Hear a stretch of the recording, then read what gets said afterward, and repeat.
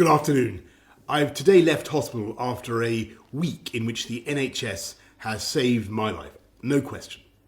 It's hard to find words to express my debt, but before I come to that, I want to thank everyone in the entire UK for the effort and the sacrifice you have made and are making.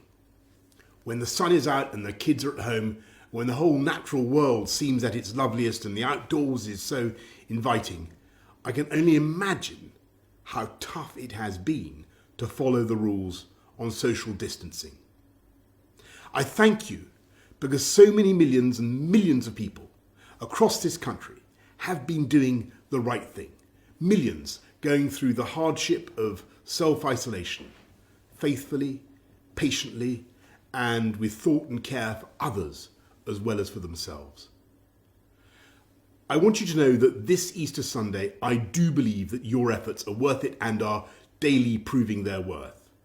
Because although we mourn every day those who are taken from us in such numbers, and though the struggle is by no means over, we are now making progress in this incredible national battle against coronavirus.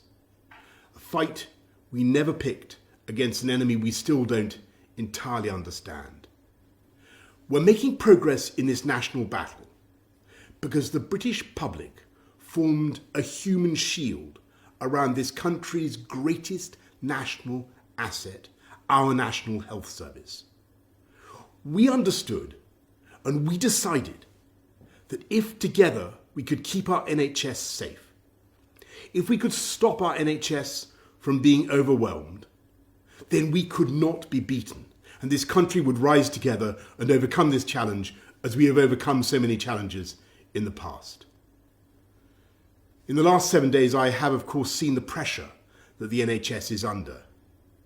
I've seen the personal courage, not just of the doctors and nurses, but of everyone, the cleaners, the cooks, the healthcare workers of every description, physios, radiographers, pharmacists, who've kept coming to work, kept putting themselves in harm's way, kept risking this deadly virus. It is thanks to that courage, that devotion, that duty, and that love that our NHS has been unbeatable. I want to pay my own thanks to the utterly brilliant doctors, leaders in their fields, men and women, but several of them for some reason called Nick, who took some crucial decisions a few days ago, for which I will be grateful for the rest of my life. I want to thank the many nurses, men and women, whose care has been so astonishing. I'm going to forget some names, so please forgive me, but I want to thank Poling and Shannon and Emily and Angel and Connie and Becky and Rachel and Nikki and Anne. And I hope they won't mind if I mention in particular 2 nurses who stood by my bedside for 48 hours when things could have gone either way. They're Jenny from New Zealand, Invercargill on the South Island to be exact, and Luis from Portugal near Porto. And the reason in the end my body did start to get enough oxygen was because for every second of the night, they were watching and they were thinking and they were caring and making the interventions I needed. So that is how I also know that across this country, 24 hours a day, for every second of every hour, there are hundreds of thousands of NHS staff who are acting with the same care and thought and precision as Jenny and Luis.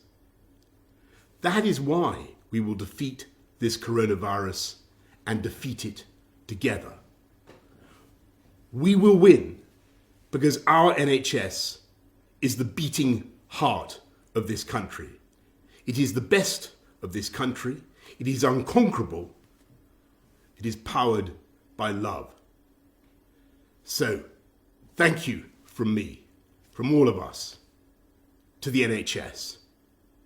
And let's remember to follow the rules on social distancing, stay at home, protect our NHS, and save lives. Thank you, and happy Easter.